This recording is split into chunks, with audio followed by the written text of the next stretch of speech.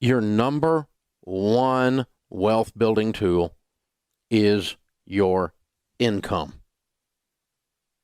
All of the millionaires that we interview, unless they inherited the money, which is very, very few of them, less than 10% of them inherited the money, did it by saving and investing their income.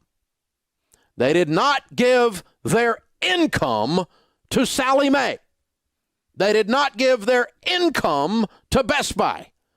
They don't get screwed around and give their income to Lexus and Toyota and Ford and General Motors and American Distress and MasterCard. Who named that anyway? It's a mathematical thing. When you give your income to someone else, you don't have it anymore. Is this hard? This is hard, isn't it? And when you give your income away, you have given up your economic future. All for crap. For a stinking flat screen. And listen, let me just tell you, here's the deal. You know, of the number of people that start college, how many graduate? 52%. That's an investment in my future. Said the other 48% that are sitting at home with no freaking degree, but by God, they got the student loan debt. And you know how you get rid of Sallie Mae? You either pay her off in full or you die. That's the only way that woman goes away. It's not bankruptable. It is not an investment in yourself to borrow, even if it is an investment. We don't borrow money for investments. We don't borrow money for investments. I don't teach people to borrow money. The borrower is slave to the lender. That's what this math says. When you give up your income, when you give your income away, you have nothing. All the money comes in. All the money goes out. But by God, we're sitting around counting our Discover points. Oh, we got airline miles. Oh, Sallie Mae's been with us for 15 freaking years in our spare bedroom. All because we called it an investment. I don't understand why it's bad. It's bad because it's stupid and you're normal. 70% of the Americans are living paycheck to paycheck. That's stupid because you're living in one of the wealthiest countries the world has ever known, and there you sit like a rat in a wheel. Run, run, run, run, run. Why? Because student loans are an investment and I'm going to Best Buy. This is just stupid. It's stupid on steroids.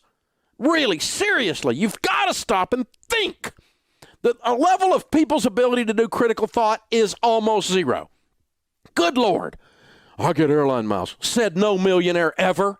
Really, millionaires do. I met with thousands and thousands of millionaires. I've never met one that said, you know, Dave, I made my money with my airline miles. Oh, those Discover points broke me through financially. Hey, let's do the math, okay? You know how you get $1,000 back from Discover? You spend $100,000.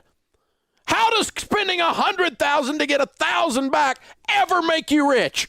Where did you take your math class? Really? This is absolutely ludicrous. But everybody's counting their dadgum points, and everybody's trying to figure out some way I'm beating up on Chase. Chase is kicking your butt. Their building's bigger than yours, and their furniture's nicer than yours. You ought to have a clue by now. And the car, and I got a car payment bigger than your house payment, some of you. Average car payment in America now is $499.